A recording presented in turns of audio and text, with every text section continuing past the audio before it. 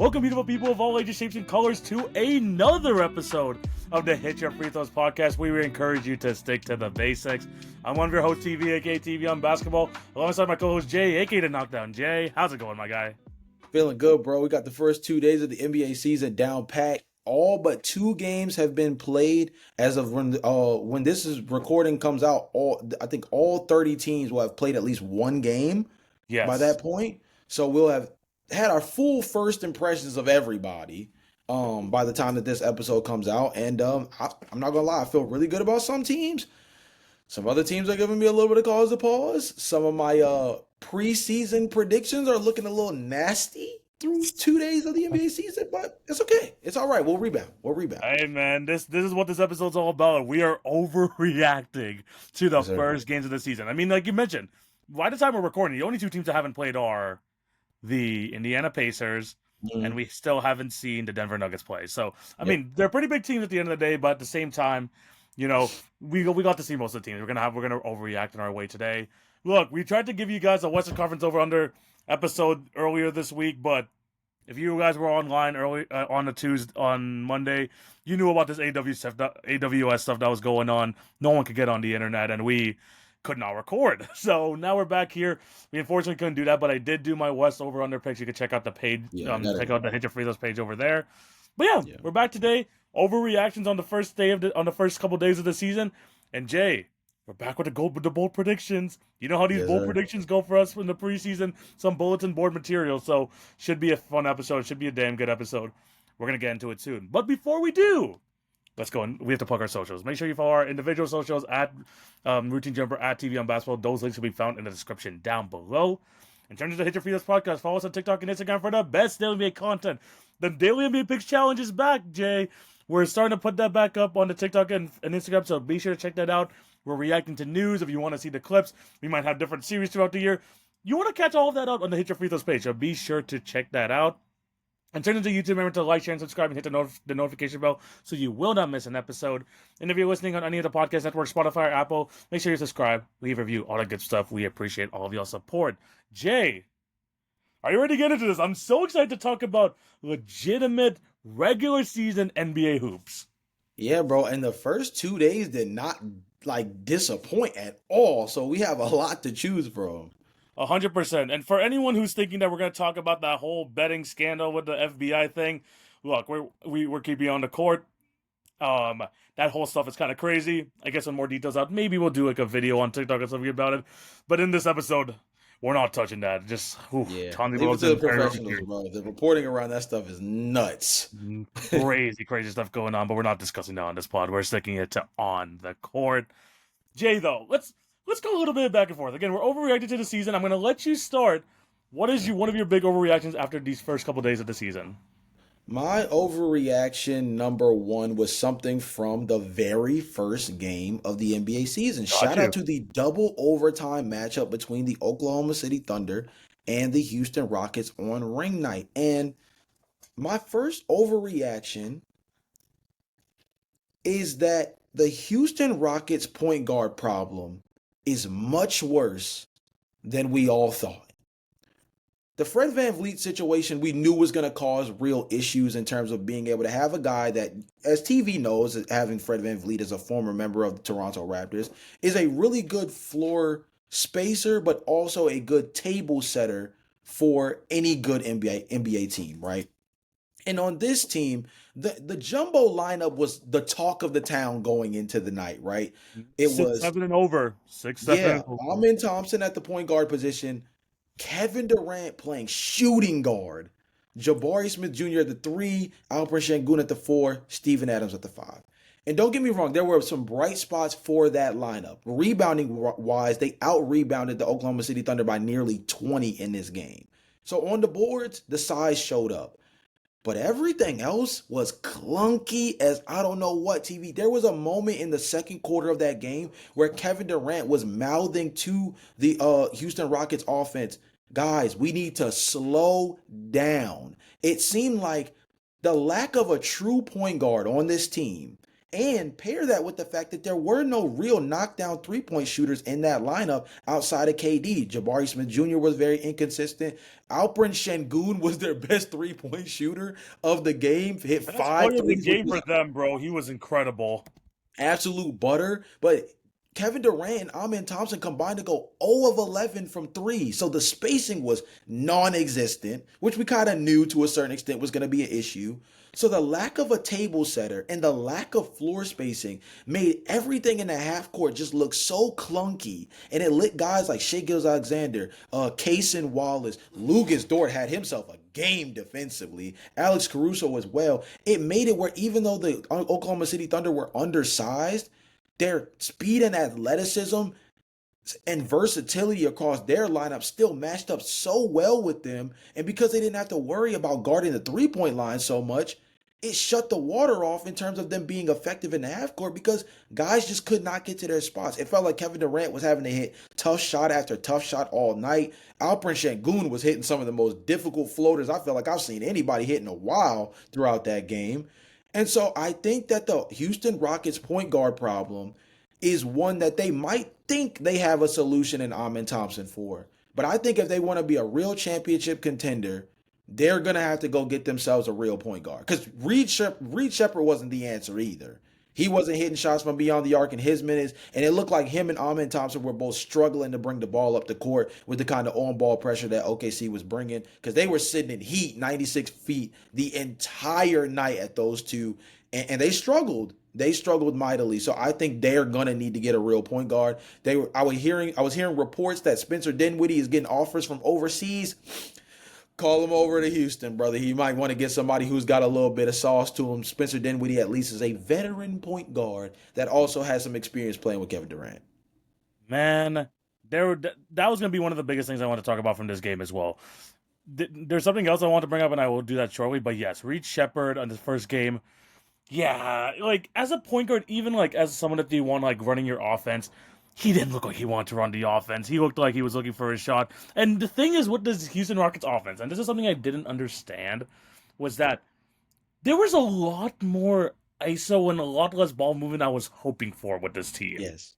Especially when you have guys like Amen Thompson, Alperen Şengün. You think you would have that guys flowing, you would have a lot of cuts to the rim, especially with your super big lineup. You want to make sure that you get their asses in the paint. But, and there's a problem late in the game, and I was going to go about that too, but Reed Shepherd in this one looked for a lot of his shot. 11 shots, 3 of them. He was only able to hit 3 of them, 7 threes. He just did not look great though, bro. And you pair that with the fact that they couldn't even get Kevin Durant the ball at some points in this game. I know the Oklahoma City Thunder were playing just like mad defense throughout the entire game, but Lou Dort and whoever else was going to be on Kevin Durant, at times it was Alex Caruso, was just playing the most deny balls type of defense I have ever seen.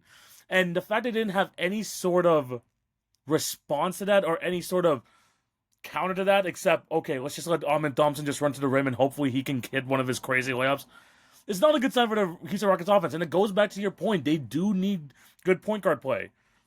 I don't think that means that, Reed Shepherd isn't the answer. Maybe just give him into the season. Obviously, he played a lot in the G League last year too, so he didn't get a lot of PT as a member of a NBA team. But Yeah. I do agree with you in the fact that they need another point guard because they need someone else like setting up these other guys. I saw way too many like Tari Eason, like last minute heaves, just trying to get some shots off too. I mean, and the thing is, like with all of these stuff I was talking about the Houston Rockets, they almost won this game. They almost won. Yeah. And the whole, upping the pace, putting pressure on the rim almost like early in the shot clock. It was working for the most part. And a big part why that was working was because Shai Gilgeous-Alexander just could not get going in the first 3 quarters.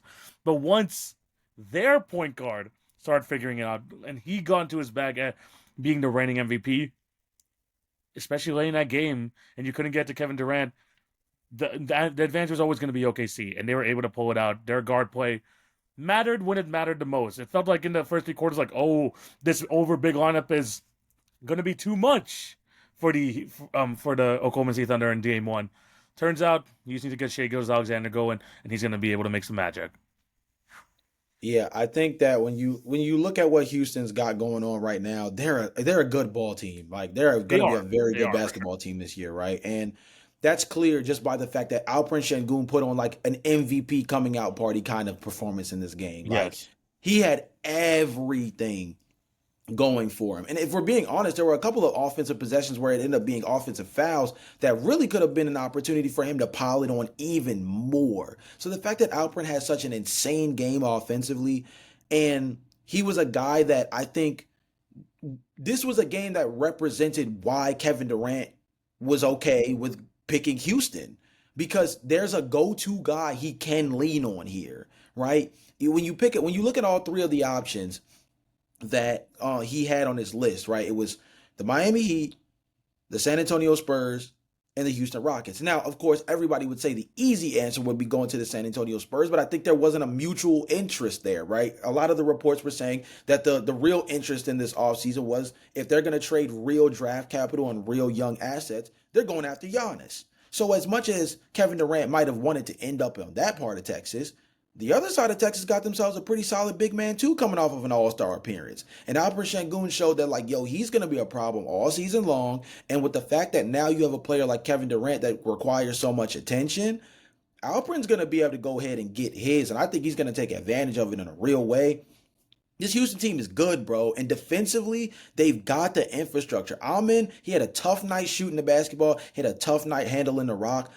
But he got 18 points off of shooting 8 from 10 from the floor on his 2-point attempts. His 3-point ball was not going in. But everything inside the paint, everything within the arc was dang near butter perfect. And that goes to show you that like he has an offensive package that he can lean into. And it's kind of sad that he ended up having to go out of the game with that cramping issue because they could have really used him down the stretch Yeah. in terms of putting pressure on the rim. He basically was gone for the whole second half of the first overtime and all of the second overtime, right? So Hmm. that game could have went completely different just had he been available. But nonetheless, I still think that that point guard problem is going to be one of their biggest questions, and it's going to be interesting to see how they solve it because it's not a ton of great names that pop out at you if you look at the available free agents at the point guard position right now. They're gonna just have to do just. It's just like a just. They just need to add some sort of band-aid on this because again, like you mentioned, it was a tough start for them, and maybe putting all the like a lot of onus on Reed Shepard right away is not the right solution. Maybe he can like kind of grow into that as the season goes along, but him Yeah, being kind of the okay once like Amon Thompson like gets his first minutes of rest and he be the one to do it, especially not playing that much last year, might be a little bit too much too fast, and I think that's what a lot of people were worried about. But nonetheless, like you mentioned, the Houston Rockets still kick a really good team, and the Thunder and the Thunder, and they proved it again. Once you get into late, especially with Shea Alexander, it's gonna be a tough ball game to win. So shout out to the Thunder for winning that game as well. facts. I'm gonna go with my first overreaction here, and Jay, I don't I don't think I'm gonna be I don't even think this is that much of an overreaction. I'm gonna put it in a way where it seems like it. Okay. Jay, I think that Wemby's gonna define this era. I think Victor Wembanyama is going to define this era of basketball the same way where we said MJ defined the '90s. We had Magic and Bird be defining of the 1980s where they saved basketball. Mm, When we look at this era of basketball, transitioning from the post LeBron era, Victor Wembanyama is going to be the face of it. We saw what this man did yesterday, and it was stuff that no one has seen. Whether it was the off the dribble reverse dunk going right past Anthony Davis, whether it was the on the fly reverse dunk, not even from an angle, it was a straight line pass lob going into a reverse lob. And this man did a sham god into a behind the back step back three on Derek Lively. Jay, I'm not even like I don't even think I'm over exaggerating when I say this. He played a perfect game yesterday, and the Dallas Mavericks are favored. They were yeah. favored going into this game, and Victor Wembanyama was like, okay, in game one of the regular season, you have to put me in the top three players in the league because Yeah. not only can any of your bigs score on me from any angle, I'm gonna come at you on the other end and either dominate you inside, like some of the best in the league, like a Nikola Jokic, like a Joel Embiid, but I'm also Yeah. gonna dance on your ass and put the dribble moves on and even hit 3 balls.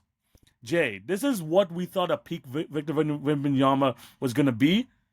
I just didn't think we were gonna see the whole package on day one. It's insane. And when you look at, and then I know there's so many players you can, say that define this era, and like a Giannis or not Kevin Durant, Nikola Jokic, and the way Mhm. that they kind of changed the game. When we think of aliens, it's not going to be close, especially if Victor continues to be the best defender in the league and is a top 5 offensive talent. Yo, we're effed. we're effed. I mean, dude, okay, so this is the way I'm gonna phrase it because I think that this is the best way to like summarize what I took away from this game. Of course, there's all the social media buzz this past summer about Victor Wembanyama shaving his head, hanging out with the monks, training with Kevin Garnett, right? Yeah. Obviously there was a lot of, real questions about what was he going to look like coming back from this blood clot thing. And TV, the best way to describe last night, even another thing that came out that was reported is that he's now 7'4". He grew another 2 inches, they said, right? Which is bizarre as all knows what as well. The best way to summarize the Victor Wembanyama experience in this debut against the Dallas Mavericks to me is that we watched Victor Wembanyama in real time realize how easy the game of basketball can be for someone at 7'4". And what I mean by that is TV last season, Victor Wembanyama averaged around 11 2-point field goal attempts per game and nearly matched it with 9 3-point attempts per game last year. So he was taking about 20 shots a night and was nearly 50-50 on shooting from beyond the arc and shooting in the paint and shooting within the mid range at 7'2". And the old head in a lot of us would be like, yo, you're 7'2". Get down there, be around the rim, be aggressive around the basket, and you're going to sleepwalk your way into 20, 25 points a night. TV last night, Victor Wembanyama took 21 shots. Only 2 of them were threes. The And the man figured out on the fly that if you take your butt down near the basket, there was literally a dunk montage at one point throughout this game where he had like 2 to 3 back to back possessions of just spin move, dribble baseline, finish dunk. He had a reverse windmill dunk around the basket after bumping off a defender. Like this bumping was off just Anthony Davis. this Like, was just stuff where you saw in real time. He's just like, you know what? I am 7'4". You know what? That rim is quite close to my head. You know what? Anthony Davis ain't really on nothing with them goggles on. Let me test that theory for a second. And throughout the entire night, he was just putting so much pressure on the rim. And he was doing it in a multitude of different ways. The spin move, straight back to the basket work, in transition. Obviously, there were body to body blows with Anthony Davis where he was honestly making Anthony Davis not look like an all NBA caliber defender. It was that smooth offensively for him in the half court. Something that I think this San Antonio Spurs team is going to need to get better at for them to be a real contender in the Western Conference. Even just as a real like threat in the playoffs, they're going to need to be good in the half court because in transition, they got athletes across the board, right? Besides Vic, they got Devin Vassell. Stephon Castle had himself a night last night. I think Dylan Harper is going to be good for them. Carter Bryant is an athlete. But when you look at that half court setting, they need to be able to settle in that. And that's got a lot to do with Victor Wembanyama's ability to be a go-to scorer in the half court. And last night, he's just like, yo, I know I can be a floor spacer, but the best way for me to make this team go, the best way for me to make this team the most effective, the most efficient in a half court offense, I gotta be more aggressive around the basket. And he went to town. And if AD can't hang, who gonna do it? Jay, this is supposed to be the best defensive front court in the league.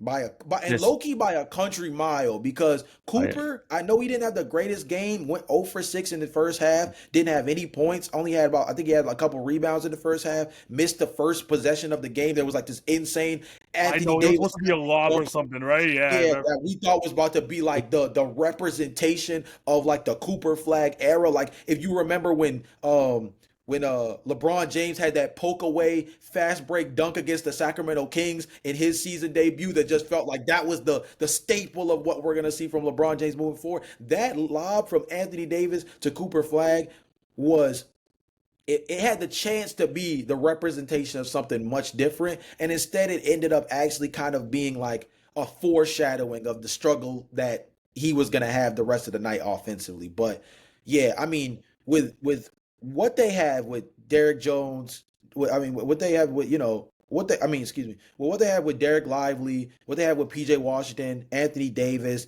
Cooper Flag, I mean, Gaffer. Yeah. Gafford. I mean, dude, like this team defensively, and they didn't have Gafford last night, but still, when you're running out a lineup where you have Cooper Flag at point guard, Derek Lively, PJ Washington, and Anthony Davis all on the floor at the same time, and Vic's coming out just getting whatever he wants. Who else has another defensive unit comparable enough to this team to be as effective against Victor Wembanyama than the Dallas Mavericks? The closest thing I can think of it is maybe Milwaukee with Giannis and Miles Turner. But other than that, I mean, it's going to be a tough, tough season for a lot of. I feel bad for every center in the league right now, dog. You guys are fighting for 2 All NBA spots now, bro. It's tough. It's, I mean, it could be just one at this point because you already know that Jokic is going to Oh be there. yeah, yeah, and You already Jokic, know yeah, and Jesus. Jokic is going to be there. So, I mean, you're lucky it's like the 15 best now. I think they're happy it's just the 15 best, so you don't have to freaking fight over positions or whatever. But Yeah, man, it's just the full arsenal too, where it's like you have him going to the paint. You have, I think I mentioned this in the offseason. Now, one dribble fading jumper, it doesn't matter who you have on him because no one can contest it. yeah, Legitimately, no one can contest it, and he's making these All NBA defenders, these guys who usually dominate the boards on 29 other teams, and Victor Wembanyama just made it look easy. yeah, And I'm glad, like you mentioned, staying in the paint. We're going to talk about someone else later who I'm glad is staying in the paint more than taking more threes.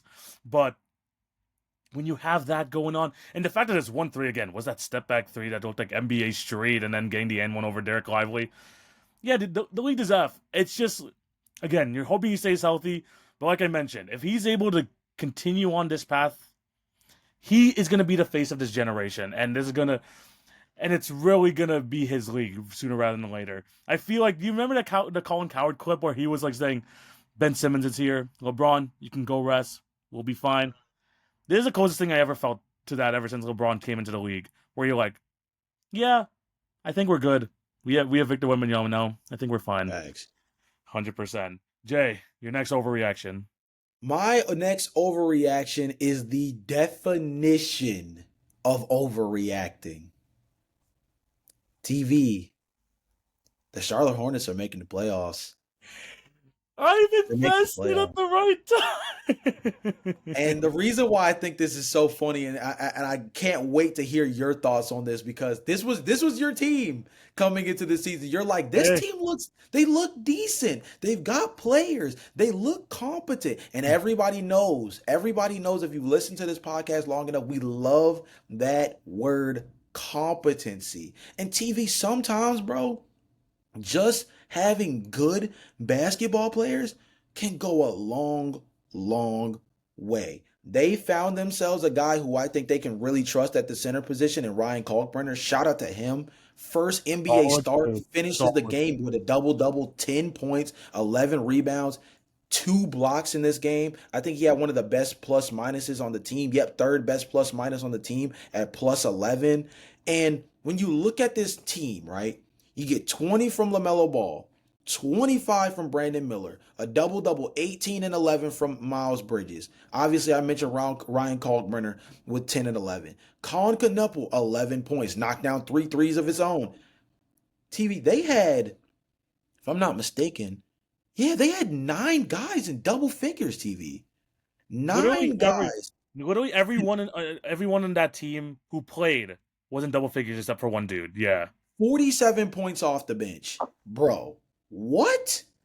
I mean, like we're in a really interesting spot with them right now. Or excuse me, 50 points off the or 52 points off the bench. No. Yes. Yeah, 52 points off the bench. Excuse me. I mean, come on now. What in the world? The Charlotte Hornets had two 20-point scores, two players finished with a double double, and 50 plus points off the bench. Now I know it's the Brooklyn Nets. I know that's the first That thing was my everyone's only gonna thing. I say. was gonna say it is I the know Brooklyn. it's the Brooklyn Nets, and I understand that. But that's why the overreaction part of it is, even though it's the Brooklyn Nets, and that's gonna be the biggest talking point, of course. But even though it's the Brooklyn Nets, this Charlotte Hornets team a year or two ago was not doing this to the Brooklyn Nets. They weren't, because they didn't have enough competent ball players on the team to be this fluid, to be this deep of a basketball team, right? They're Hmm. getting good backup point guard play from Trey Mann and Colin Sexton out the gate. I think Colin Sexton, this is just me throwing it out there, but I think he's gonna have a real six man of the year conversation this year.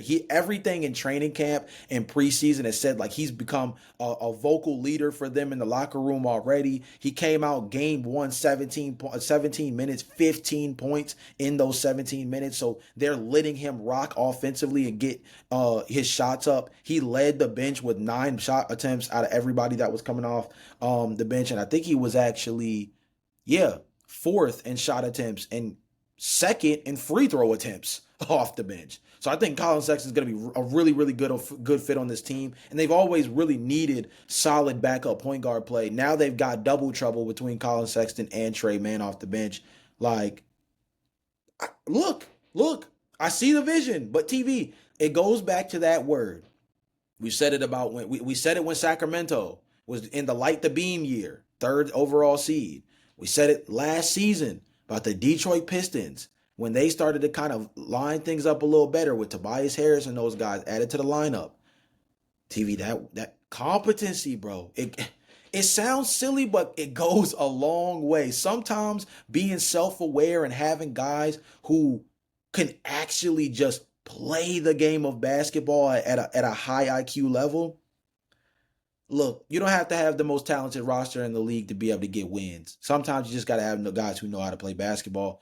For the first time in a long time, it looks like the Charlotte Hornets finally have a full roster, 8 to 12 guys deep that just know how to play good basketball. Jay, the Charlotte Hornets are following this pattern, and this is going to be one of my overreactions. Like, this is going to actually transition to one of my overreactions for I was possibly going to say later. I was thinking of putting it in the chamber, but Okay.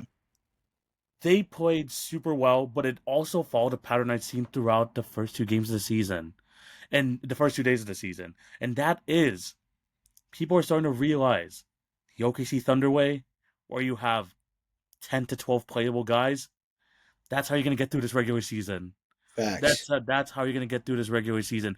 Being able to trust players 8 to 12 for you to play long stretches in this game, and they're going to be able to perform. At the end of the Yeah. day, they're freaking NBA players. If you give them enough time, if you actually give them enough, you know, opportunities, they're going to be able to perform. And we saw that with the Charlotte Hornets. Trey Mann, good game. Tijan Salon, who was almost a non-factor, being a top 10 pick last year, Mhm. had 2 threes in this one and was already filling out some nice forward minutes there for the Charlotte Hornets. They trusted their young center and call. I'm always like it's gonna take me a while to get used to his name. Kalkbrenner, like what is it? Kalkbrenner. Kalkbrenner, yeah, that's what it is. They didn't even have to use Mason Plumlee. They just continued to trust the young guys.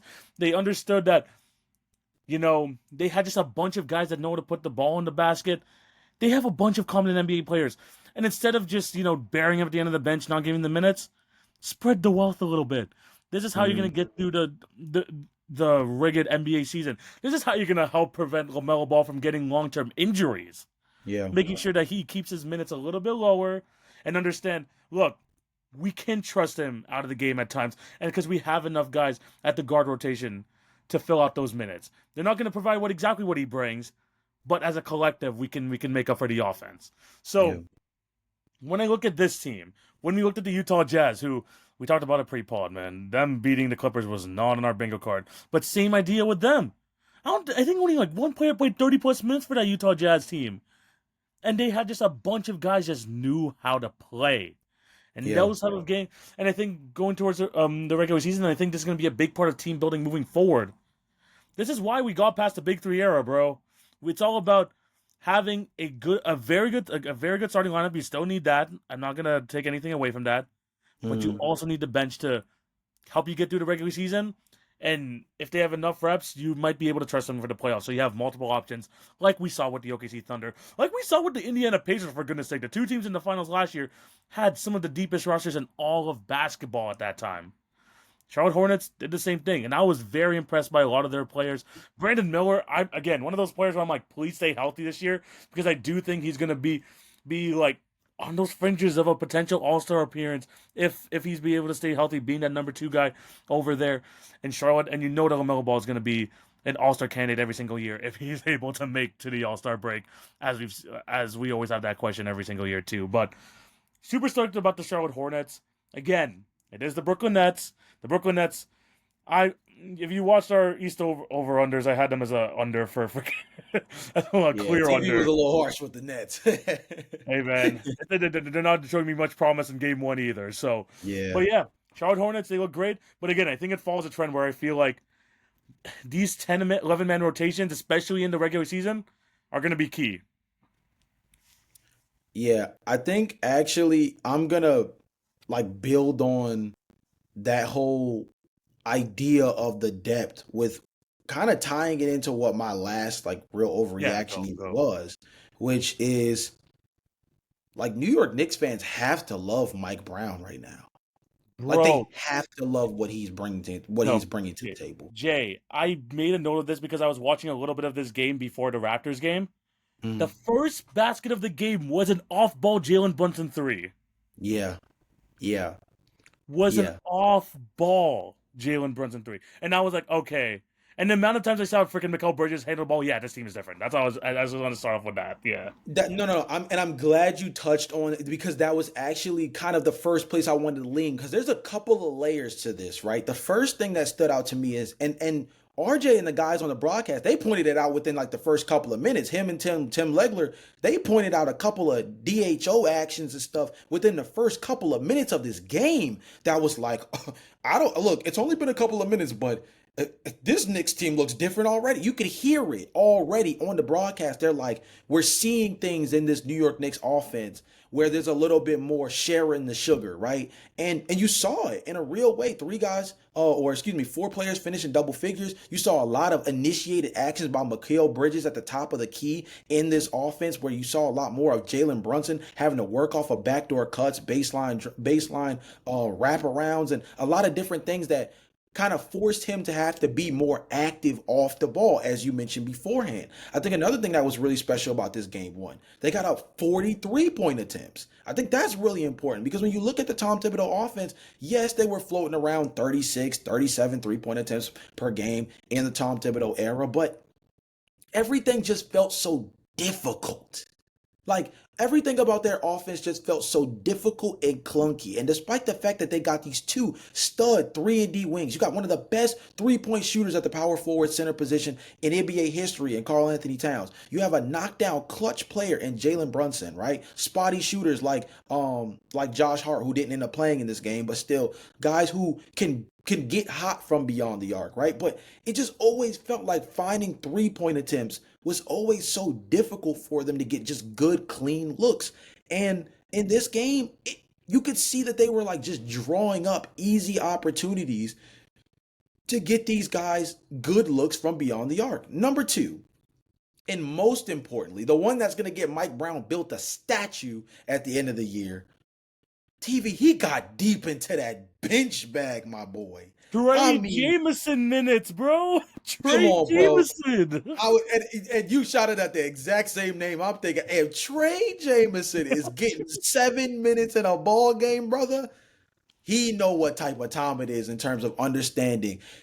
He read the room. if there was anything that a head coach for the New York Knicks when they take that job after Tom Thibodeau got fired, if there's one thing you come in and do from day one, you say, we are not playing these guys 40 minutes. We cannot play TV. I checked this out after the game the other day. And don't get me wrong, OG Anunoby played 37 minutes. He was still kind of up there. Brunson, 34, 33 for Mikal Bridges. But like they're still, these are still your core guys. They're going to play 30, 35 minutes pretty naturally. It's when you start getting into that 37, 38-minute mark where you're kind of like, bro, this is Consistently, ridiculous. especially consistently. Yeah. TV, the New York Knicks had 4 players last season in the top 25 in minutes played per game. 3 of them were in the top 7. That's ridiculous. And everybody knows it, whether we want to discuss it or not, knows that kind of stuff had a lot to do with why the tires got shot off last season. Why the tires got shot off the season before in the postseason, right? Is because of stuff like that. If the New York Knicks, who didn't even get a great bench production game, by the way, because Miles McBride was really the only guy really hooping off the bench for them, if we're being honest. Jordan Clarkson had a rough night offensively. Gershon Yabusele was kind of just another physical big body. Shout out to Huck Porty, by the way, starting at the center spot to hold things down with Mitchell Robinson. Now, he did a great job, in my personal opinion. The stats won't show it, but I think he was a really solid rim protector for them all night. But come on now. If you telling me you can trust Huck Porty, you got Gershon Yabusele, you get back Mitchell Robinson healthy, now you got 3 deep at the center spot. Tyler Kolek looked comfortable at that backup So point guard happy seeing position. minutes. So happy. Like, Miles McBride, I think looked really solid off the bench as a scorer, knocking down 3 balls. I think that Mike Brown is going to trust him as the first guy off the bench night in and night out, and I think Miles has earned that right. Like, if this Knicks team uses the depth that they acquired this summer, adding to that center spot, adding to that guard rotation, leading into it, bro. Come on, man. I'm gonna be honest with you. The Knicks are penciling themselves calmly into the ECF, and the question is, who are they gonna face? Like, that's what it's looking like after game 1. That's that type of overreaction for me. Hey, bro. I have a bold prediction for the next later, so we're gonna be going into that a bit later. But man, I'm just glad that he, again, like you mentioned, 10, 11 deep. This is gonna be the key for a lot of these teams to get through the strenuous regular season. I'm glad that Tyler Kolek is getting his minutes. Sure, Jalen Brunson, even though I'm talking about it, he had that first shot, he still kind of struggled from the field, 5 for 18. But everyone was getting involved. Everyone, the fact that OG Anunoby was your leading scorer and you beat the number one seeded Cleveland Cavaliers on day 1 Yeah. tells you a lot that this offense is going to change a lot throughout the season. And Mike Brown is not afraid to take guys off his bench and use them in different spots in the game. Like, a lot of these guys had like 11 to 18 minutes. That adds up over time, especially with the amount of guys that you're playing, and you still haven't got the stamina machine in Josh Hart. You still don't have Mitchell Robinson, who feels like he has an ailment every other week. So No, really. they have a lot of guys still that haven't even played, and they're willing to go this far even with those injuries. Just a lot of good things to come for the New York Knicks. I'm actually super high on this team after seeing what they did yesterday. That I'm gonna have a really nice bold prediction for them a bit later. But yeah, the offense, we knew that was gonna be there, and even if you switch the defensive philosophy from a Tom Thibodeau, you still have Mikal Bridges, you still have OG Anunoby. I don't care who you have as a coach. They're gonna still be a freaking damn good defense with those guys patrolling the perimeter. So super happy for them. Obviously, there's going to be some kinks they're going to have to work out early, but in this Eastern Conference, you can, go through those trial errors, because I do think that this next team is going to be one of the best teams in the league, especially with the talent they have. It just gives me a lot of hope to say that already. It's just night and day the different teams that they have between a Tom Thibodeau-led team and a Mike Brown-led team. And I know New York Knicks are happy, especially that this offense worked against a really good team like the Cleveland Cavaliers. Yeah, for sure. Yeah. The Knicks look different, and that's all you really want, right? When you're coming Yep. off of moving a head coach who's gotten your team deeper in the last 2 years in the postseason than the Knicks have really seen in forever, it's already a tough move for anyone, right? Looking at that team and saying, like, how do you even move forward with this team in terms of like who do you get in the room to change the psyche.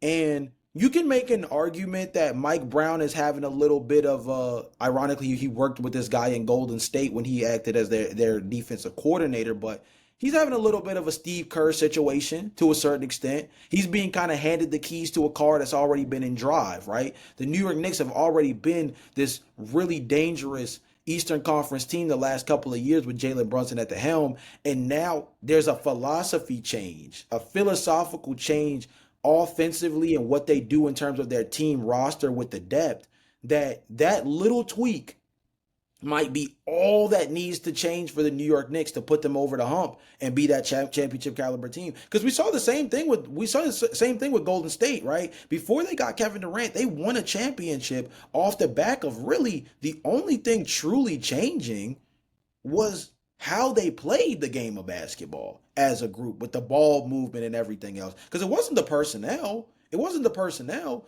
Mark Jackson was one of the first people who kind of discovered the Draymond Green ball thing after, kind of moving away from, some older situations for what they had at power forward.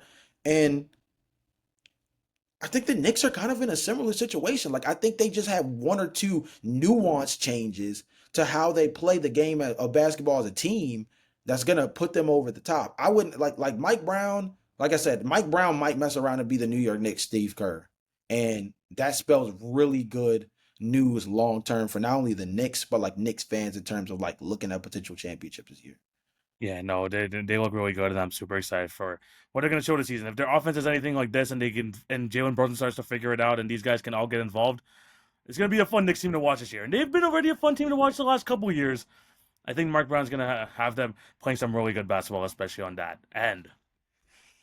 Jay, I got to do an overreaction, and I've been waiting for this time, Jay, to use this time on the podcast to really push this agenda. But the Toronto Raptors are back, baby. We Oh, talked about how the freaking Charlotte Hornets looked like they figured out their offense with 136 points. The Raptors even won up that versus the off-season darlings of the NBA, the Atlanta Hawks. Got absolutely smoked in that second half. It was a great back and forth battle in the first half, especially offensive wise. But when the Raptors locked down defensively, and they just start to pull away with everyone getting involved. It was a beautiful sight. RJ Barrett, not even anyone who was on anyone's radar. He was our best player last night with a great all-out effort. The three-point ball, the attack in the rim. Man looked like a man amongst boys trying to body freaking Dyson Daniels throughout the game. That type of stuff was fantastic. Brandon Ingram locking down on the defensive end. I see him getting into his defensive stance at the logo. This is the type of energy that he's coming into the season with. He's got his offensive game working. And Jay, the biggest thing, we talk about how Victor Wembanyama was staying like within the most dominant spaces where he can control. Jay, Scotty Barnes didn't attempt a three yesterday. Scotty Barnes, I beat. he wasn't doing those freaking pull-up mid-range jumpers that were annoying Raptor fans. He was controlling the game 15 feet and in. Dude is a strong guy. One of the most athletic forwards in the league. A fantastic connector piece on the offensive end. An amazing defender. And you had the prototypical Scotty Barnes game that you want to see as a Raptor fan on both sides of the ball. Being a big part of the extra hockey assists. Being sure that he stays big and actually gets dominant inside the paint. Everyone played well. Literally, if you listen to my recap last night, my only issue with this game is that Emmanuel quickly didn't hit a three. Yeah. But even though he didn't hit a three, man was attacking the rim. He had like 3 and 1s in that third quarter. This man was still finding a way to be effective. Grady Dick coming off the bench. This is his first game since his rookie season where he hasn't started. And he comes off the bench and plays a big time role. Jay, the Darko system, ball movement, making sure that you fill in the open spaces. And now with this 24/7 pressure that the Raptors are playing, where you have every guy just locked in, just tiring out this Atlanta Hawks team more than anything. They looked exhausted come the third quarter. It was an absolute joy to watch. I felt like, the fouls were there. People are going to be complaining about the fouls, but I think the Raptors did that to really set tone saying, you're not going to get anything easy on us, which is great. And the fact that um, Darko Rajakovic, even without Jacoby Walter, who was out with an illness, even though Colin Murray Boyles was not playing in this game, was still willing to go, what, 10, 11, 12 deep? Yeah. Super happy with his performance. A debut that couldn't got any better for this new time Raptor team. And bro, I'm weirdly overconfident going into this season about this team, and I couldn't be happier after that performance.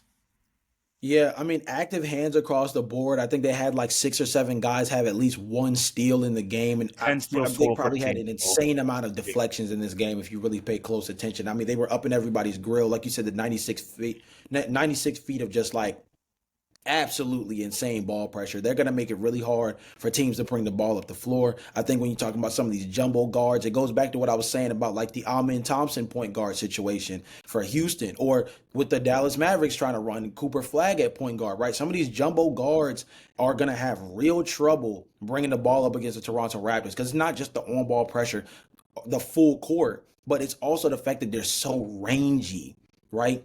These are These where guys the, get the Masai fast. dream is coming true, bro. The Masai Yeah, dream is coming true. I mean, they get back fast. They guard really well. They understand what their strengths and weaknesses are. TV, I think the thing that stood out to me, it wasn't the fact that they were so tenacious on defense. It was how aggressive they were at getting to the basket. TV, they won the points in the paint battle by 30, 30 in this Almost game. 90 points. And Insane. I mean, between their activity on the glass, the fact that they were putting so much pressure on the rim.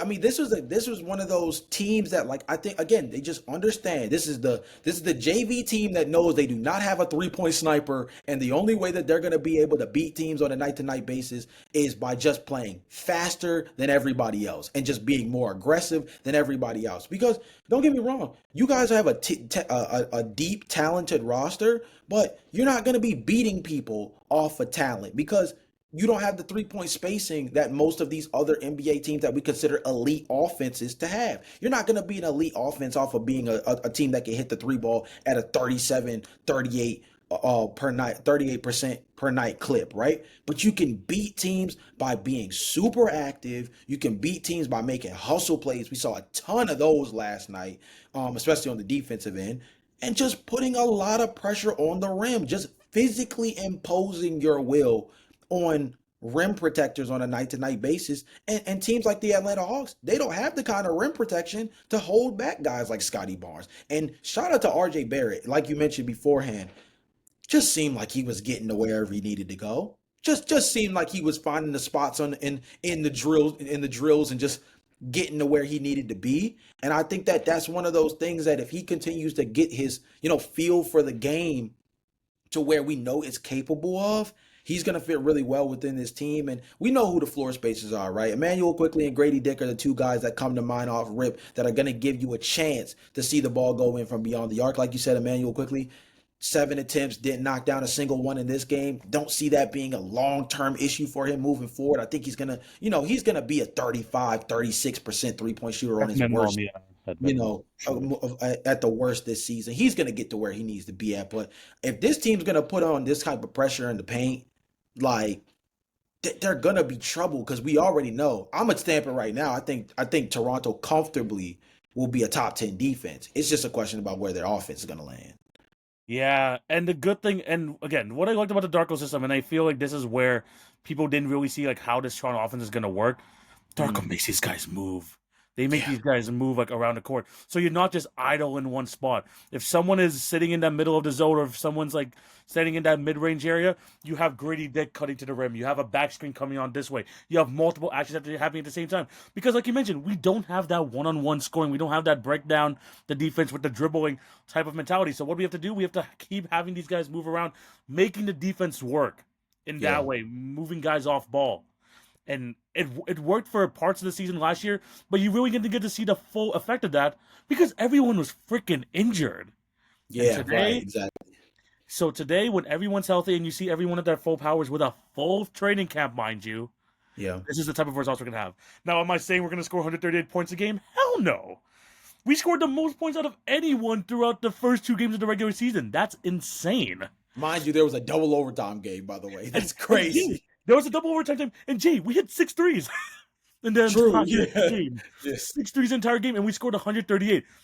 This is obviously not going to be sustainable. But what I Right. like to see are patterns, and Right. if they can continue to like use these patterns, continue to play that just mauling defense, especially if you can have guys coming off the bench to kind of continue that mentality, so you don't give the other team a rest.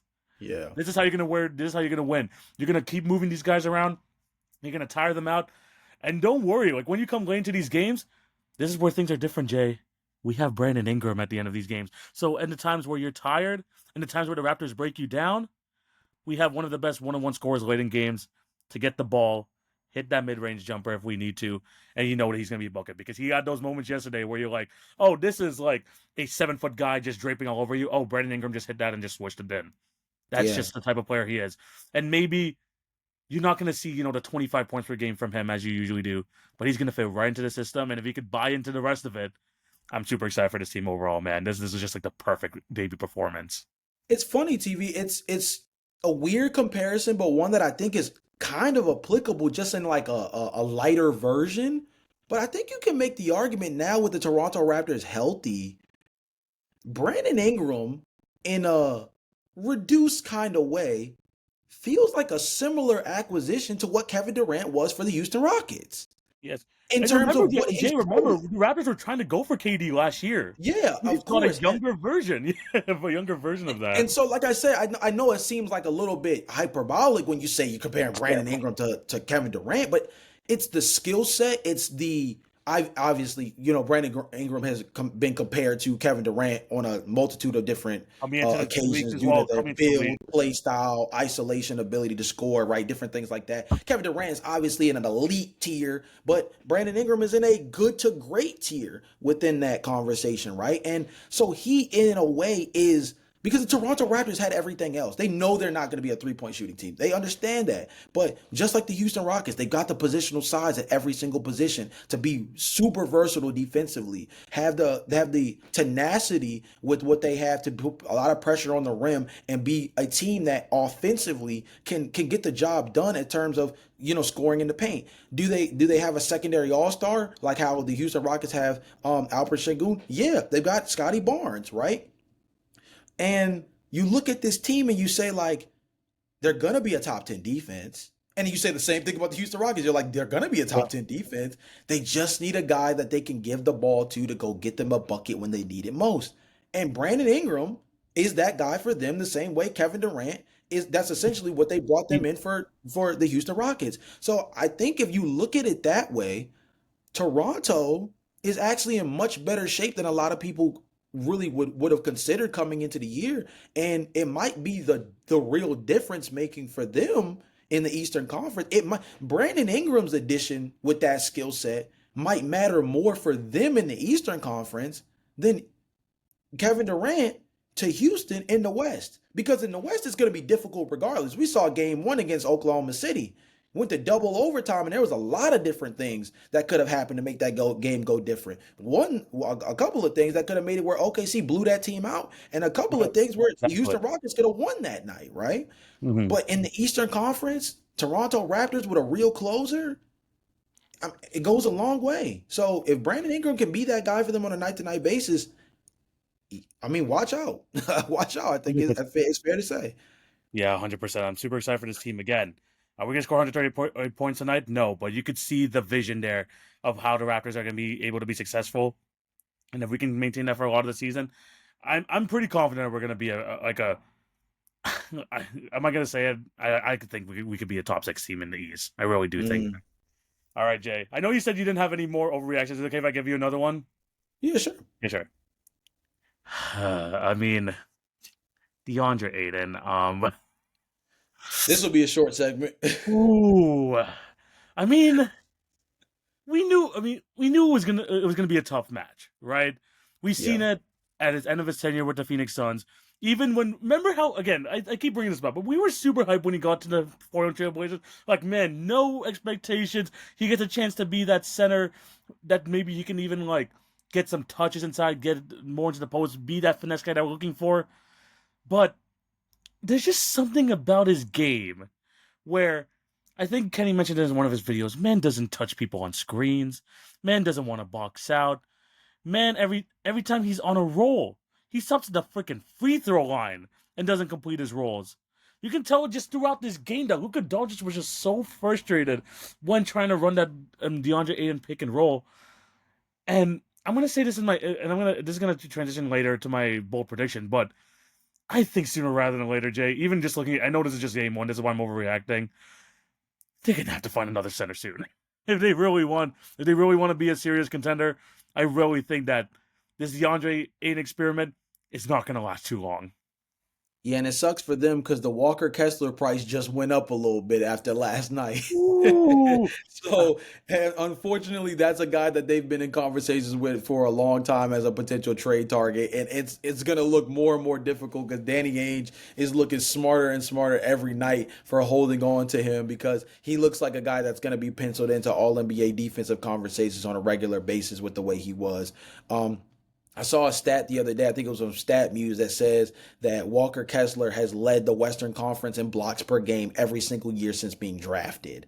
Yeah. Pair that with the fact that the man had like a 20-point double-double the other night.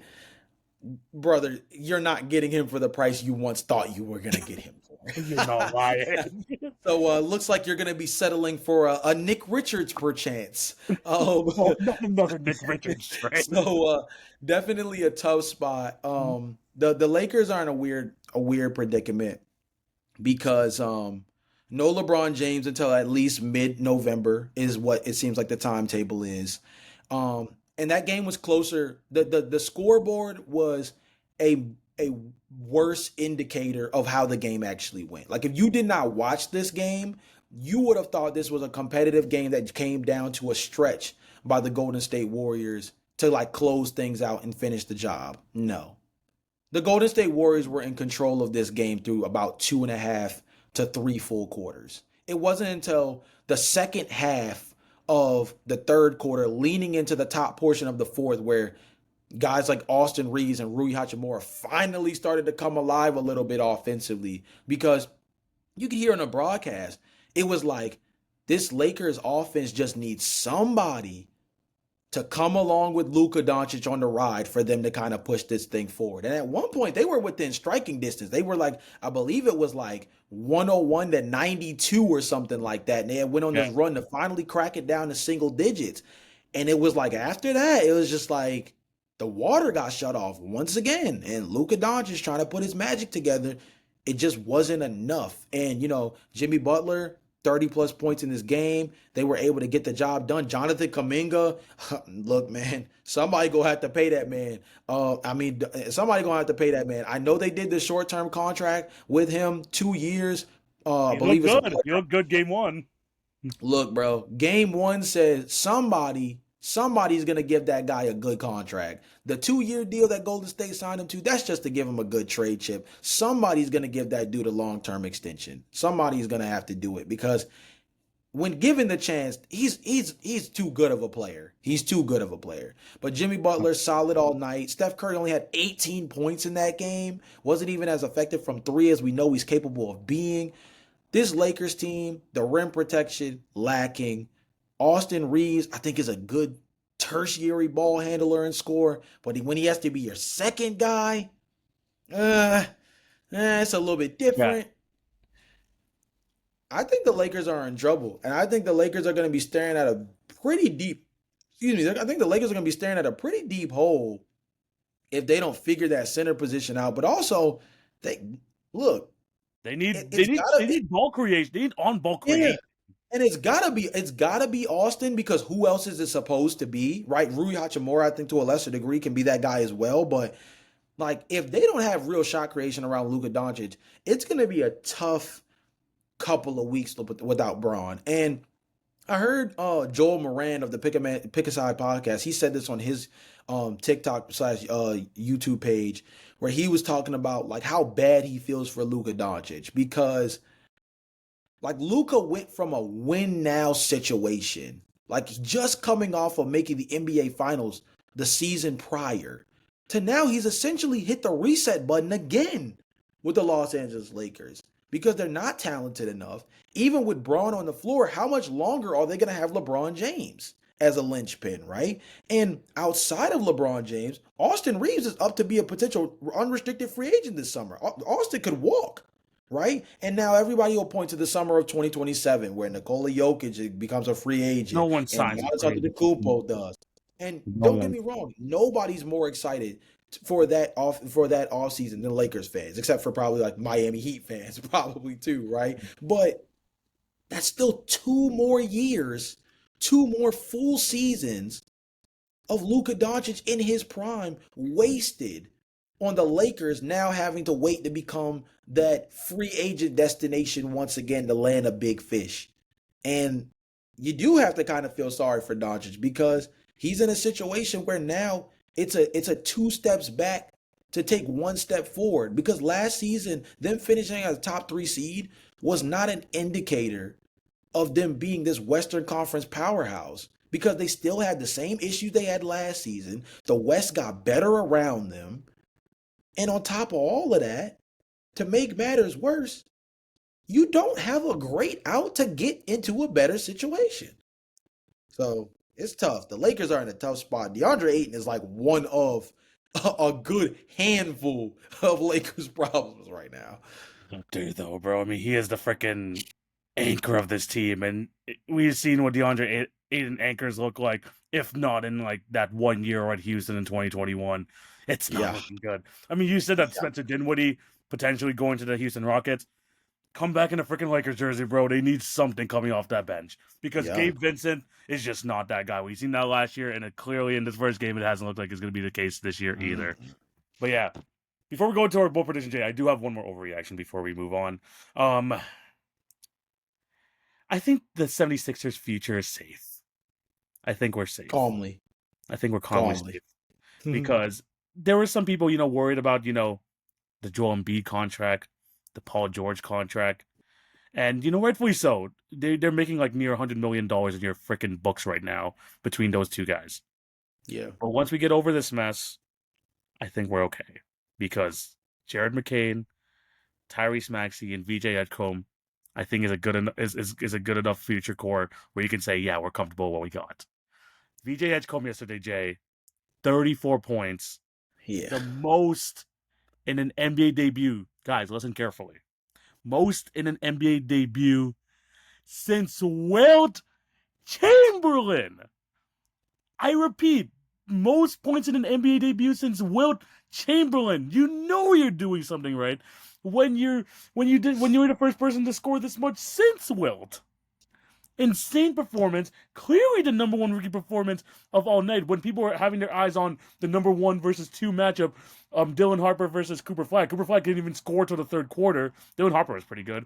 You look at players like um, I mean, we were looking at like other players throughout the league. They weren't doing as good, and freaking VJ Edgecombe stole all the headlines. Yes, they only won by 1 against a depleted Boston Celtics team, but VJ 13 of 26.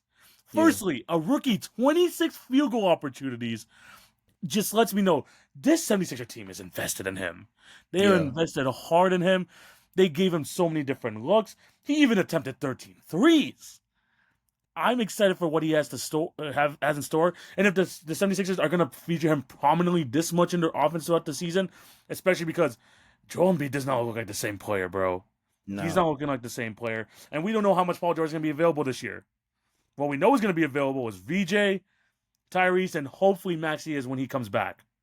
But man, a fantastic start. Him and Maxey look like one of the best future backcourts for years to come. And bro, that was just an insane performance. Already looking like a top 10 athlete in the NBA. I'm excited for VJ Edgecombe. I was excited for his fit here because it felt like the perfect fit rookie-wise with the rest of these guys. But now with this performance, Jay, I think they're safe in the future. yeah. I mean, they're in a really good spot, and the context matters. Like I know it was a close game against the Boston Celtics, but you have to put all of the context together. It's your NBA debut. You know Paul George. Joel Embiid's on limited minutes, only played 20 minutes in this game. Dominic Barlow closed at the 5 for this team. That just goes to tell you how cooked Joel Embiid looked.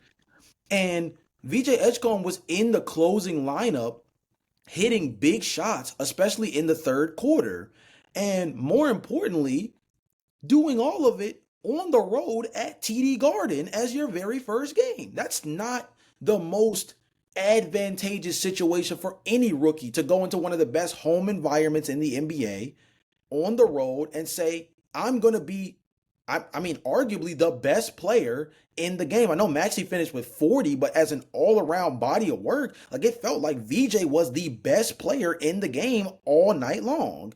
And you pair that with the fact that they hit on Jared McCain. You pair that with the fact that they have Tyrese Maxey. You pair that with the fact that they still have Quentin Grimes on the roster, who I think is going to be a solid fit. Didn't have the craziest night last night, but he didn't need to. He's a key player for sure. I think he's going to be a good guy for them to hold on to long term. And I think he's a guy who could maybe be a small ball three for them in some situations.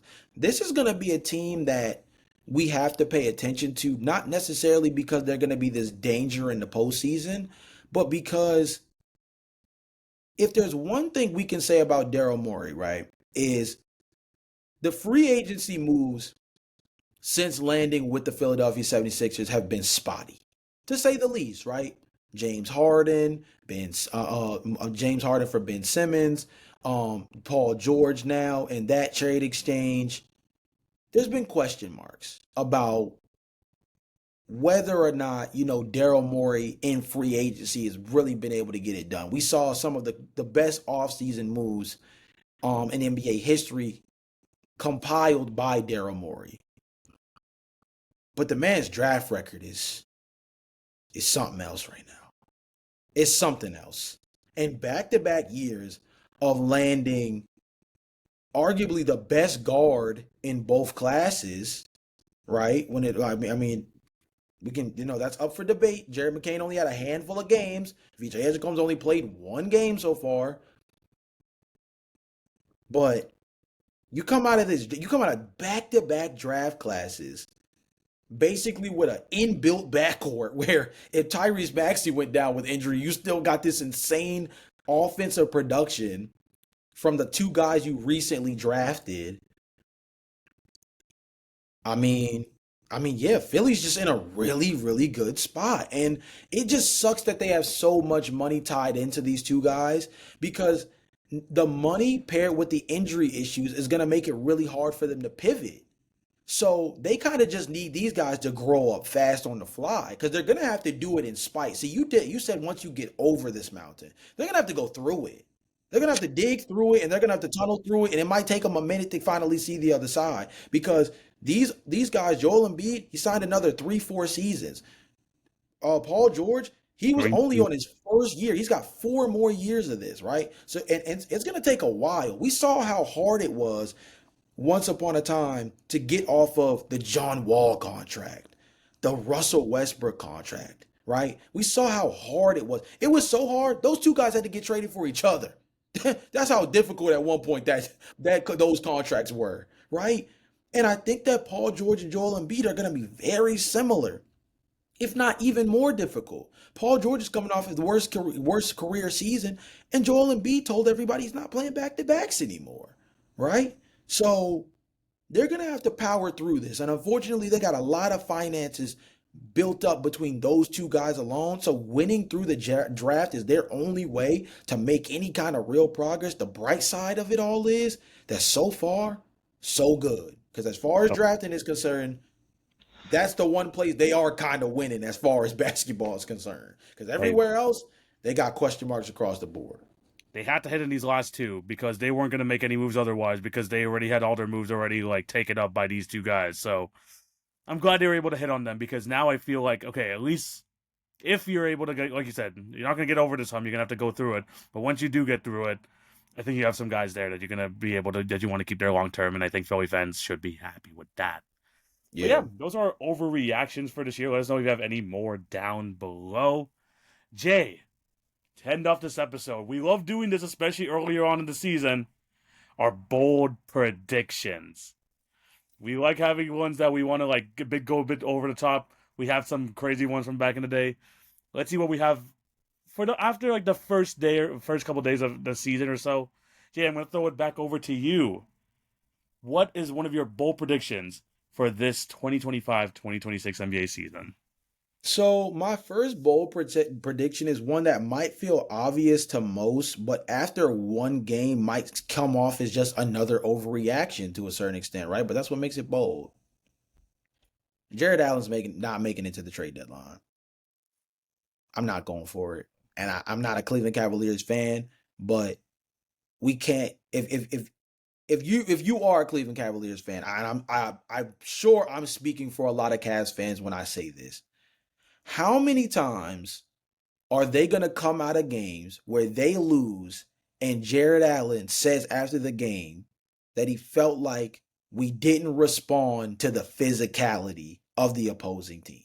Because that was the quote that came out after this New York Knicks team, is that once again, they're having issues dealing with the physicality against this New York Knicks team. And I'm not just talking about New York, by the way, because the same issue showed up. I beat a dead horse all that offseason about when they faced off against the Orlando Magic. The one thing that kept the Magic in that series and pushed it to 7 games is the fact that the Orlando Magic were able to out physical the Cleveland Cavaliers on a night-to-night basis. And that's what kept them in the games, despite the fact that they were down Jalen Suggs a good portion of the time. Franz Wagner wasn't himself, and they were a terrible three-point shooting team, right?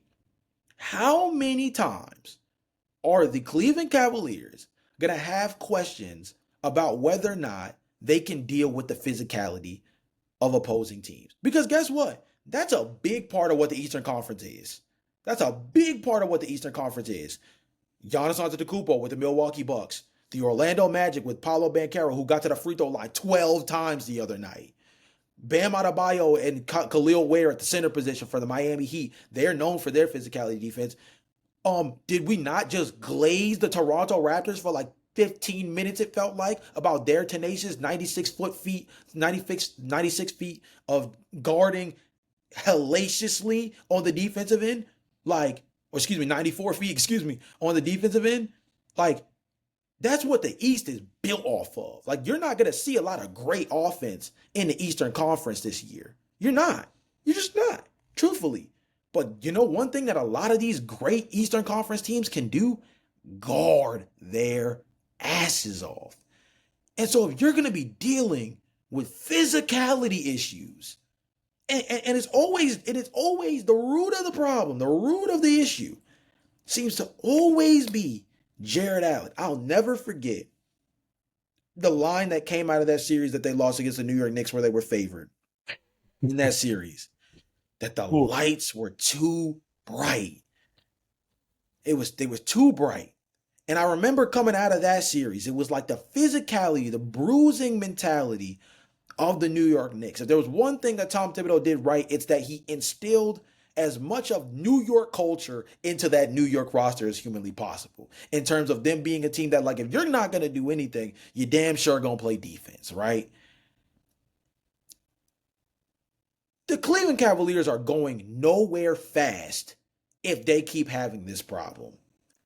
And I think Jared Allen, despite the fact that Darius Garland's injury issues are its own separate podcast, it feels like, Jared Allen just feels like the root of the problem, because Evan Mobley cannot continue to develop into the all-NBA caliber player on the offensive side of the ball that they know he's capable of being if he has to basically make up for Jared Allen defensively. And that's what it genuinely feels like sometimes in these games where you walk out and you ask questions about being physically imposed on. That's what it feels like. Here's a great representation of what I mean. Jared Allen in 28 minutes had 4 rebounds. You want to know how many Knicks had more than 4 rebounds? Oh, just about everybody who started the game. Jalen Brunson had 4 rebounds. OG Anunoby had 14. Karl-Anthony Towns had 11. Huck Porty had 5 and he played 11 less minutes. Jared Allen had 4 rebounds. If that's not the stat of the night that indicates what I'm trying to say in terms of dealing with the physicality, who the root of the issue is, where do you point the finger?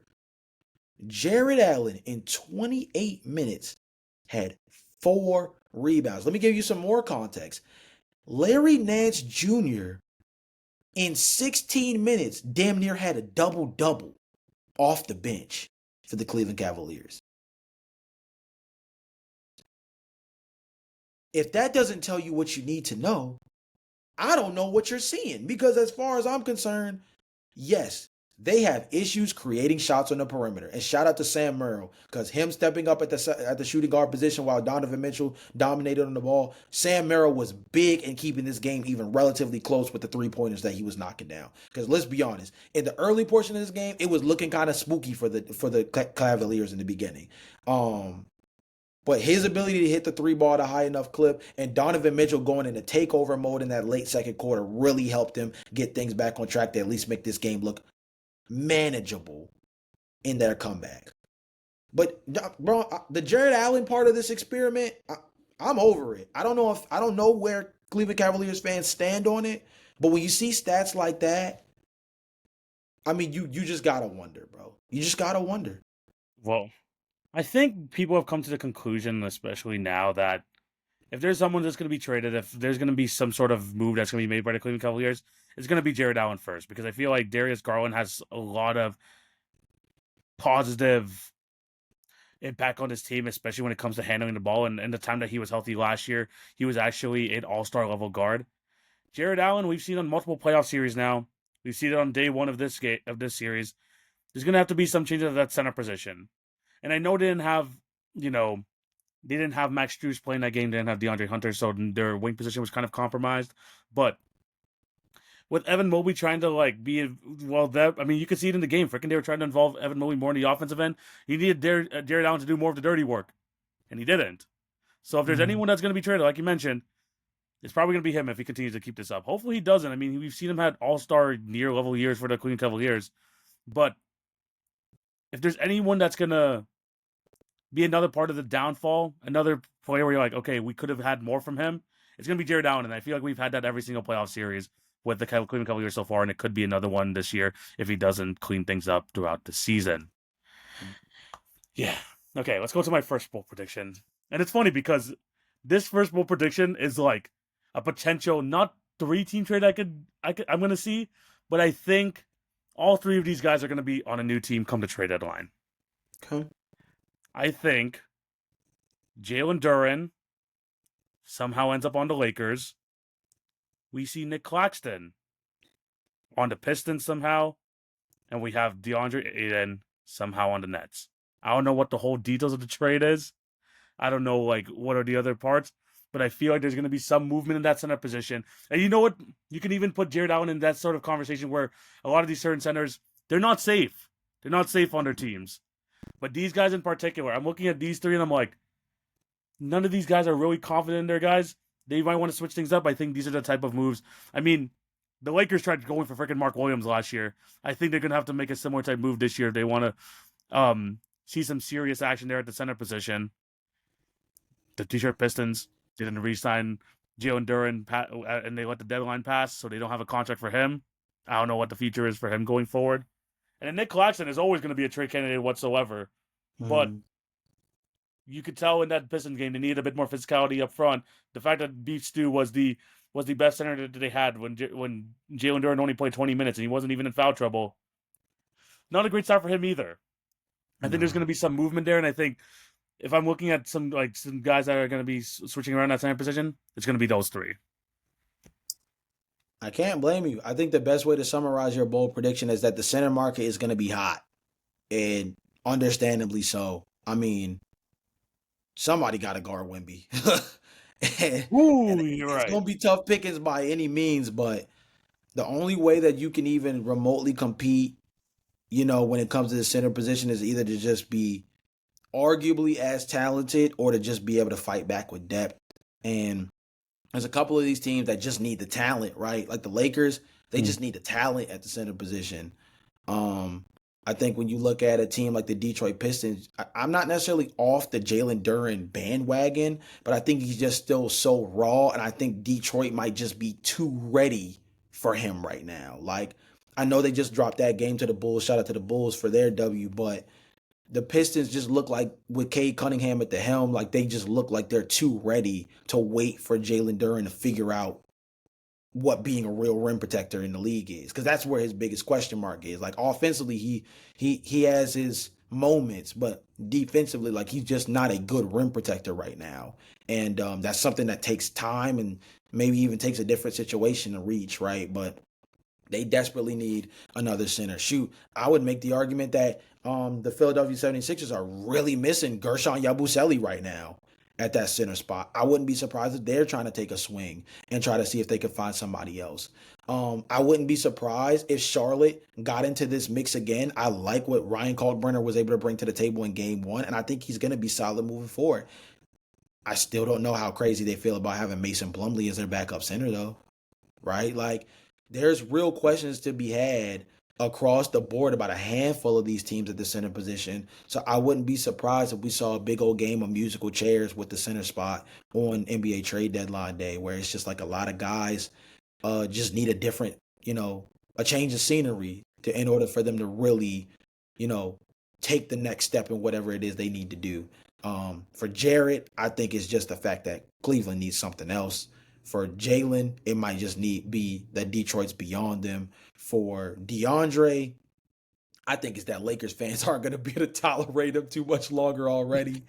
And Nicholas Claxton, like you said, is a guy that just is always going to be in the convo. I always thought Nicholas Claxton would be an interesting fit for the New Orleans Pelicans. And maybe he still is, with the Kevon Looney injury as well. But, you know, he's a guy that's going to be in conversation always just because his contract is so kind of nice for that spot too. So, yeah, center shakeup sounds like a fair assumption. I'm not going to lie to you. Yeah, I know. I just feel like so many of these teams are going to want to switch things up, especially the Lakers want to like try and go for another swing. I feel like Jalen Duren is that guy.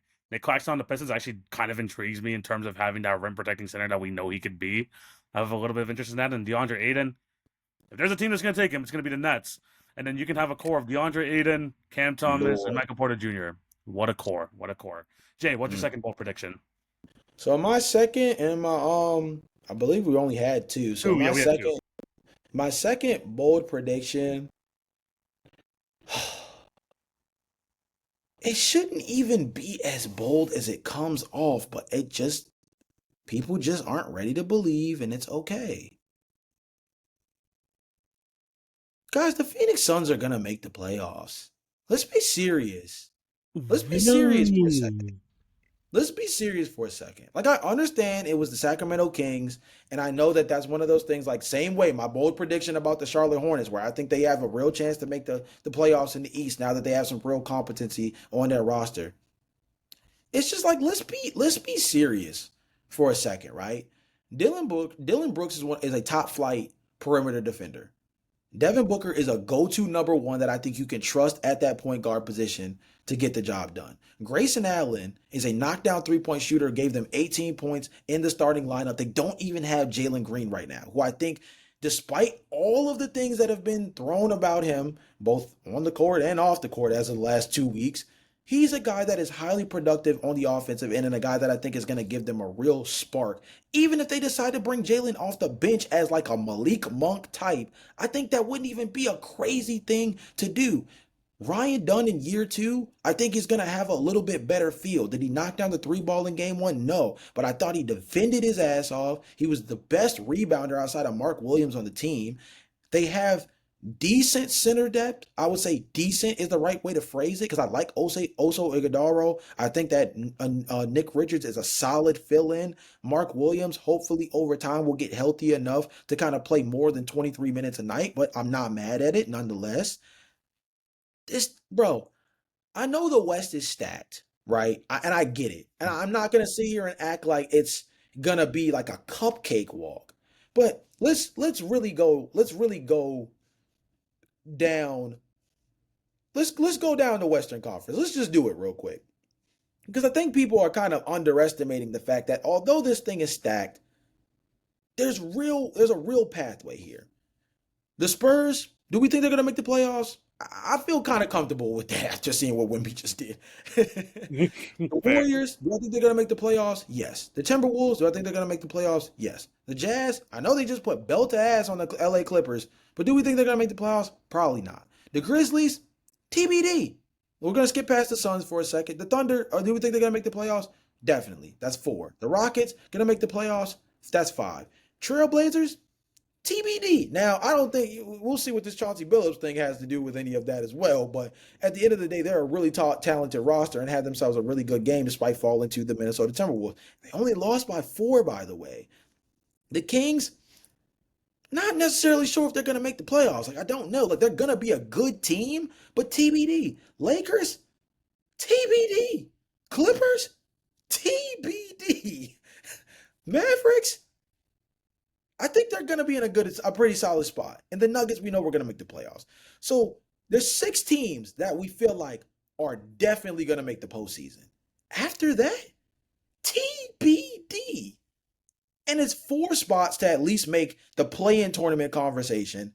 I think the Suns are going to be in that convo. And I think they're going to play spoiler to somebody. Somebody going to get bumped out. And I think Devin Booker's going to have a play-in game situation where he ruins somebody's night and ruins somebody's season. I'm going to pick the Phoenix Suns as my bowl team to make the playoffs in the Western Conference. If it gets done as an 8 seed, it gets done as an 8 seed. But when we get into postseason play and that bracket comes out, I got a weird feeling the Phoenix Suns are going to be in it. No, that's definitely bold. I think that I can't even really say. I mean, like when I thought where you're going with that, like they're gonna for sure be a playing team. I'm like, I mean, maybe, yeah. That's But I mean, not like a bold, play. though. Playing That's team, not them bold. being a Yeah, playing playing team team is by not fair. I bold. mean, like, but still, like playoff team. I know some of these guys, some of these teams had a bad run, but playoff team. I mean, Devin Booker, I think, is good enough to like. If there's a chance it's gonna happen, Devin Booker is good enough to do it. There's just for me too many question marks with the rest of the team. I think with a move, maybe, but as a team that's playing with like no pressure to try and tank because they don't have their pick, there's a chance. But I mean, like, I like it though. TV, I like all I'm it though. saying is TV, all I'm saying is there's always that player within the league where when he plops onto a roster, that team just never misses the playoffs. JJ Redick, Patrick Beverly, Dylan Brooks. Just saying. I'm just saying. Interesting. There's just those guys across the league sometimes that when they're plopped onto a roster by a hook or crook, their team is in the postseason. Interesting. For the Phoenix Suns, maybe it's Dylan Brooks. Just maybe. Saying. Interesting. I like that bold take. I like that bold one. I thought mine was bold. You said yours. I was like, okay, now I like the direction we're going. Now this one doesn't feel as like doesn't have the same gravitas, but I think this is still a really good chance this happens. Jay, I think that OG Anunoby's gonna be the runner-up depoy. OG Anunoby's gonna be runner-up depoy. He was pretty sick in game 1. I'm not gonna lie. He was everywhere. This guy, and again, as a Raptor fan, I've known for years he's had this in him. He can guard 4s, 5s. In terms of legitimately, I mean, we throw this a lot saying he can guard 1 through 5. He can guard 1 through 5. OG Anunoby can legitimately do that. Yeah. He really can with this team. You can play him anywhere from the shooting guard to the power forward position, and you're comfortable with that, especially with the way he's been able to develop as a 3-point shooter. But defensively, he has the blocks, he has the active hands, he has the ability to lock you up on singular plays. Defensive highlights, OG Anunoby's always going to be in there all over the place. And if the Knicks can stay as a top 5 defense, I know the offense is going to be getting a lot of the headlines, but with a top 5 defense, OG Anunoby being a part of it, I think he could be runner-up. The reason I'm not going to be bold enough to say he's going to be depoy is because I seen that man Victor Wembanyama play the other day, and I'm like, yeah, no, he's and he's probably going to be number 1. Saying anyone's going to be number 1 but him feels like a disservice to Mr. Wembanyama anyway. But in terms of number 2, there's always a lot of different guys. I mean, we had Dyson Daniels last year. Jaren Jackson was a multiple-time runner-up. Obviously, Rudy Gobert, as long as he's in the league, he's always going to have a chance. But OG Anunoby, I think this year, he's going to be right in the mix. And people are going to be like, why not OG Anunoby? Why not see because of his all-around defensive efforts for this New York Knicks team? I think he's going to be the runner-up for depoy. I think that's fair. Like I said, I watched the game start to finish, and the dude was everywhere. The dude was an absolute menace. They were playing together, team defense that felt like everybody was on a string. The ball pressure in the backcourt on Donovan Mitchell was insane. And you could tell that the Cleveland Cavaliers understood that outside of D. Mitch, that Cleveland just did not have the real ball handling ability, right? Like Lonzo, struggled from beyond the arc. We made some good decisions with the ball in his hands, but seemed like he was still kind of playing passive Lonzo Ball, passed the ball all over the place, not Yeah. really put a lot of pressure on the rim kind of basketball. Sam Merrill obviously is knocked down three-point shooter, got to double-digit three-point attempts in this game, if I'm not mistaken. Like, when you look at it, you're like, yo, like, this dude, you can comfortably put this dude on the best perimeter ball handler on the opposing team. And that's just one of them things where it's like, if you can comfortably do that, and then you got Mikal Bridges as the second guy, and you got the rim defense with Mitch Robb or Huck Porty, who I thought was really, really solid the other day. I mean, yo, like, yeah, bro, it's gonna be Good. crazy. He's It's damn gonna good. be crazy. Yeah, he's damn good, and it's not unprecedented to have a perimeter player in this conversation because Dyson Daniels finished third just last year, Yes. right? So it's not unprecedented. I think a lot more people are going to start paying a lot more respect towards the perimeter players when it comes to their conversation in DPOY. Um, like you said, it's practically Wemby's to lose. It was Wemby's to lose last year, but And I he mean, lost after it because of the game one, injury. Yeah. yeah, but after game one, I mean, Lord have mercy. Yeah. So, I mean, hey, that's still you picking him over. That's still you picking OG over guys like Evan Mobley, Anthony Davis, Walker Kessler. Like that's still you picking him over some pretty notable names on that at that center spot that are typically going to be in that conversation. You mentioned Rudy Gobert too, like so Yeah, for hey, sure. I think we might have another one of those like great defensive year seasons and be like, and people are going to be like, "Oh, all around defense is going to matter more here." I mean, like, it was the same thing with Dyson Daniels last year, right? Like, kind of have like that argument, like he's able to like move around the floor, be that like free safety sort of role. I think OG's going to get a lot of that type of buzz too. But yeah, no, in terms of lockdown defense, it doesn't get much better than him in the league. Literally my only like real concern with that is he does get injured quite a bit. I hope he does reach the mm, 65 game threshold, but if he does, I do think he's going to be runner up DPOY. Yeah, I think that's how I feel. That's going to be my bowl predictions. Let us know down below what you guys think of our bowl predictions. Leave your bowl predictions down below for the season as well in the comment section, YouTube, Instagram, all that good stuff. Jay, it has been another fantastic episode. Thank you guys for watching. What do you have to tell these beautiful people out there before we head man, out? NBA season is back, y'all. I don't think y'all I'm understand how feeling good. exciting this is. I feel good about it, bro. It's gonna be a good Man. season. It's gonna be a damn good season.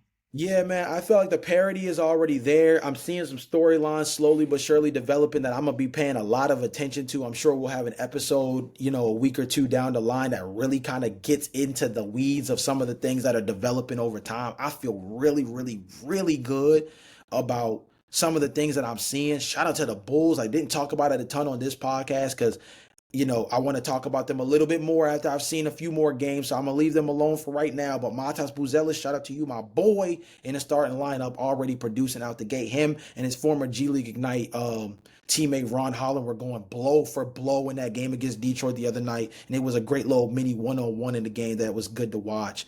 And yeah, man, I'm dialed in. I don't think y'all understand. I'm locked in. The routine jumper YouTube page finally started uploading on there. There's some stuff on Twitter/X if you guys are interested in that kind of stuff. I'm kind of just getting back to even having that app on my phone. So that's kind of a weird space, but nonetheless, been writing about basketball a ton over the last couple of weeks to kind of lock back into the season. I'm just excited to see real games again, though, TV. Don't get me wrong. Yep, yep. Preseason basketball, it helped with the itch, but it ain't really scratching the way I needed it to, TV. So to see real, basketball that matters, I, I'm excited, bro. I'm excited. And again, by the time we're recording, we have some two damn good games tonight with the finals rematch. Again, not the same lore, but at the same time, it's still gonna be fun between the Thunder and the Pacers, and then the Warriors versus Nuggets, man. Potential playoff matchup over there should be super fun as well. We have a lot of Yeah. great basketball, and and if you want to be able to follow along, make sure you check out the Hit Your Freedoms podcast, YouTube, Instagram, TikTok, all that good stuff. You can find the Hit Your Freedoms podcast everywhere. There's no excuse not to listen to us. There's no excuse not to watch us. So make sure you tap in for the season because we're gonna be tapped in. So I hope you come and join the ride. But yeah, Yeah. Jay, thank you guys for watching. Hope you all have a fantastic day. We're gonna be back next week with another episode. This is TV. This is Jay. We're signing out. Peace.